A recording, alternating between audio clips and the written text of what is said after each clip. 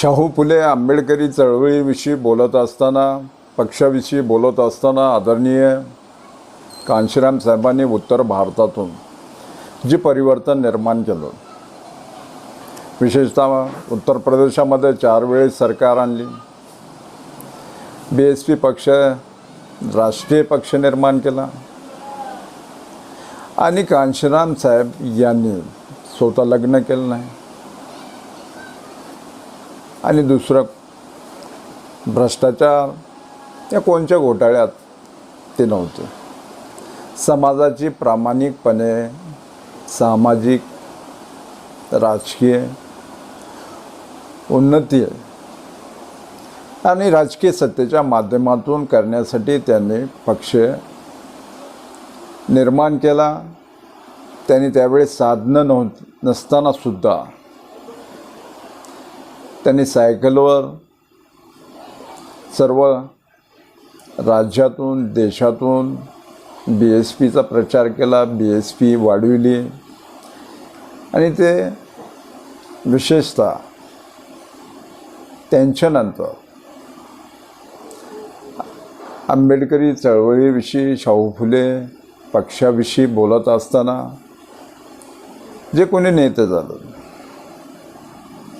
त्यांनी राजकीय सत्तेमध्ये परिवर्तन या सत्ता मिळवली नाही, सत्तेमध्ये वाटा मिळवली नाही.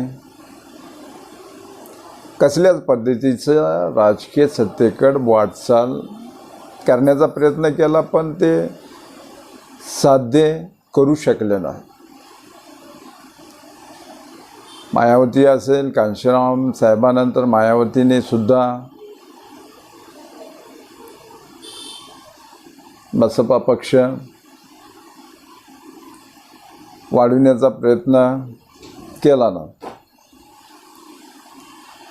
आणि ते महाराष्ट्रामध्ये बाबासाहेबांचे नातू प्रकाशजी आंबेडकर, त्यांच्या चळवळीत 40 वर्ष त्यांनी सोबळावर निवडणुका लढविल्या. येथील असणारा सामान्य कार्यकर्ता असेल, समाजाविषयी, कार्यकर्त्याविषयी, पक्ष वाढविण्याविषयी बाळासाहेबांनी विचार केला असं मला वाटत नाही. बरेच कार्यकर्त्याचे आयुष्य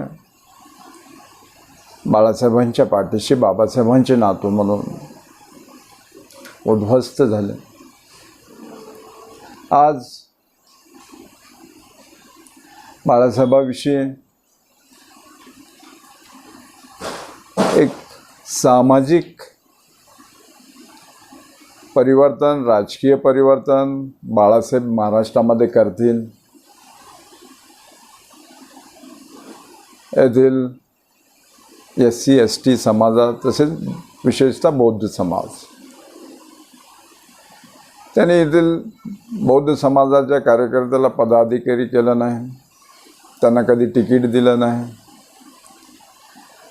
आणि ज्या माध्यमातून ते काम करत आहेत ते सरळ भाजपमध्ये जाऊन सत्तेमध्ये वाटा घेतला नाही, या काँग्रेससोबत जाऊन सत्तेमध्ये वाटा घेतला नाही.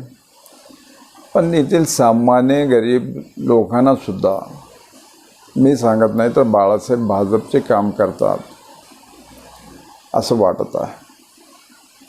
पण विशेषतः सांगत असताना काँग्रेस असेल, त्यांच्यासोबत आल्यानंतर बाळासाहेब पुरोगामी विचाराचे आहेत ते स्वतः सांगतात, पण सोबळावर लढवित असताना बाळासाहेब हे भाजपची बी टीम म्हणून सांगतात. मायावती ताज घोटाळ्यात आहेत म्हणून ते भाजपचे काम करतात. अशा बऱ्याच गैरसमज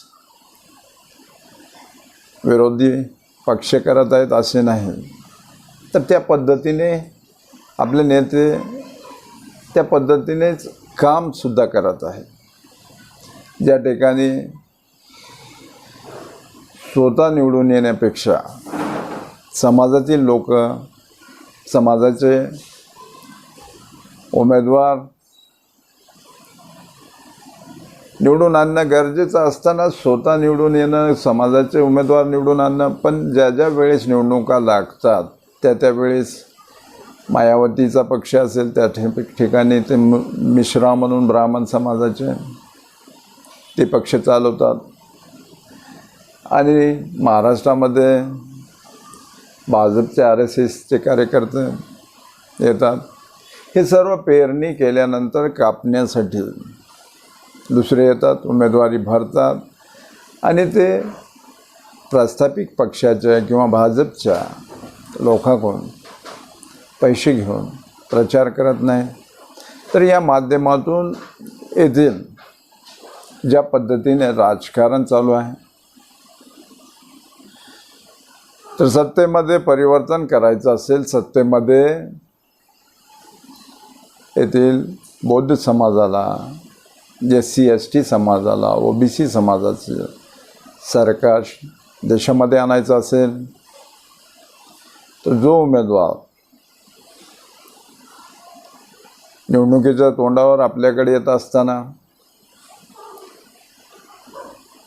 तो कशासाठी येतो?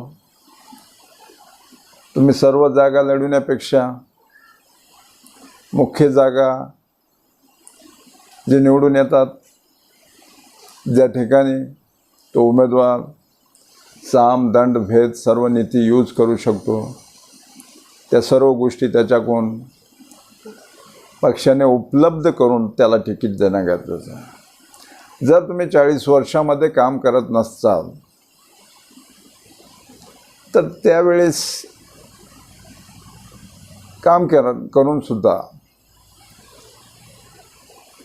सत्तेमध्ये जात नाहीत, सत्तेमध्ये परिवर्तन आणू शकत नाहीत, वाटा घेऊ शकत नाहीत, स्वतः निवडून येऊ शकत नाहीत, तर येणारी पिढी हे प्रस्थापित पक्षाका या मनोवादी पक्षात काम करतात. आंबेडकरी घराण्यातलं नेतृत्व निवडून येत नसेल तर आपल्या सामान्य माणसाला कोण निवडून देणार? म्हणून प्रस्थापित पक्षाची दलाली, लाचारी करणं, मनवादी पक्षाची दलाली, लाचारी करणं आणि त्यांचं तिकीट घेणं आणि निवडून येणं, यामुळे इथं असणारा SC/ST समाजातील कार्यकर्ते, बौद्ध समाजातील कार्यकर्ते प्रस्थापित पक्षात, मनवादी पक्षात जात आहेत. या ठिकाणी चंद्रशेखर आझाद असतील, वामन मेश्राम असतील आणि कुणी असतील, हे सर्व काही धडपड करत आहेत. तर त्यांना सोबत घेऊन बसपाचे मायावती असतील, बाळासाहेब असतील, आणि थोडंसं बाजूला सारून नवीन येणाऱ्या पिढीला,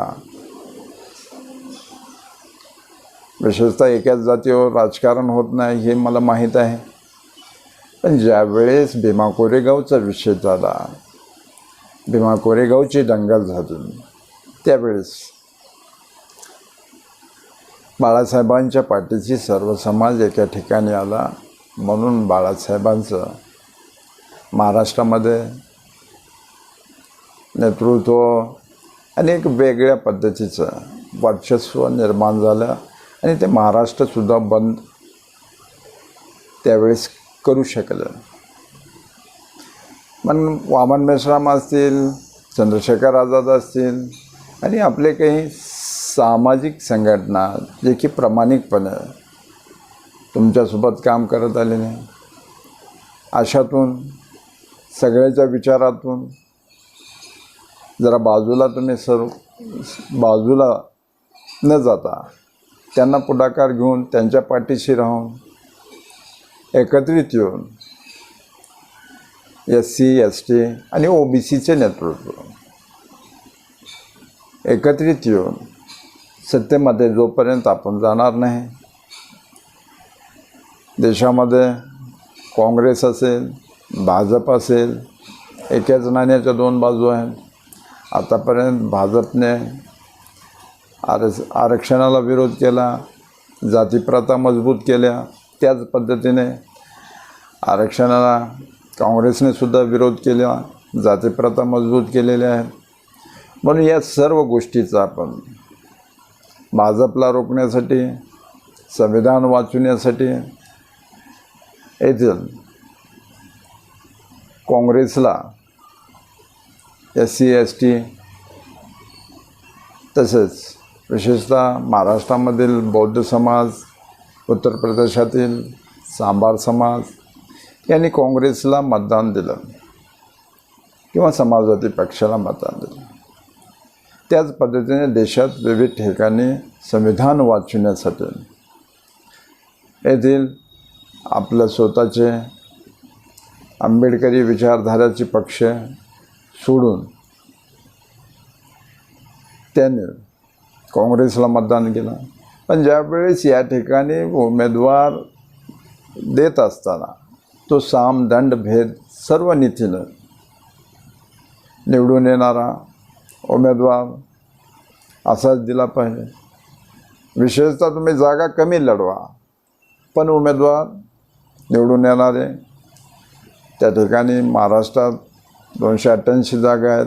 आता विधानसभेची निवडणूक येणारा तुम्ही कमीत कमी निवडून येणारे 10च उमेदवार त्याच्यावर ताकद लावा. 25 उमेदवारावर ताकद लावा. 25 उमेदवारसुद्धा तुमचे निवडून आले तर महाराष्ट्राचे मुख्यमंत्री तुम्ही होता. आणि येणाऱ्या नवीन पिढीला ज्या पद्धतीने जोराने काम करणारी नवीन पिढी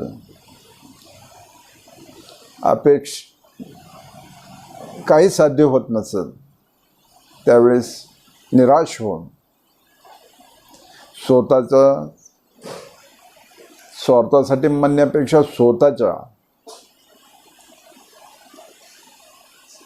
आर्थिक असेल, सामाजिक असेल, सर्व गोष्टीचा विचार करून प्रस्थापित किंवा मनवादी पक्षात जाऊन स्वतः साध्य करत आहेत. आणि जे स्वाभिमानी आहेत त्या पद्धतीने जाऊन समाजाचं सुद्धा चांगलं करत आहेत.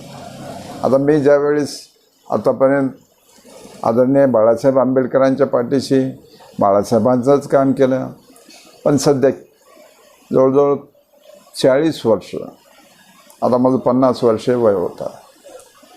मग आता किती दिवस चळवळ करायची? सत्तेमध्ये तुम्ही काय करू शकत नाही, तर निर्णय घेणं योग्य आहे. आणि तुम्ही ज्यावेळेस राजकारण करत आहेत तर येणारं नवीन नेतृत्व निर्माण होऊ देत नाही आणि तुम्हीसुद्धा काय करत नाही. म्हणून अशा पद्धतीची येणाऱ्या नवीन पिढीची आणि नवीन नेतृत्वाची विचारधारा होत आहे. याविषयी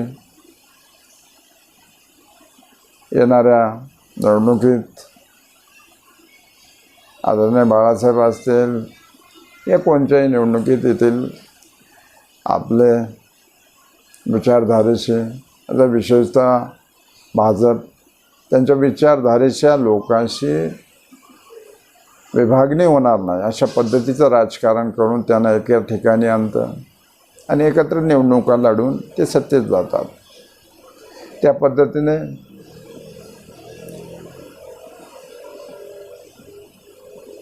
थोडं बाजूला सारून सर्वांना एकत्रित घेऊन सत्तेमध्ये जाण्यासाठी प्रयत्न करावा. नवीन नेतृत्वाला संधी द्यावी.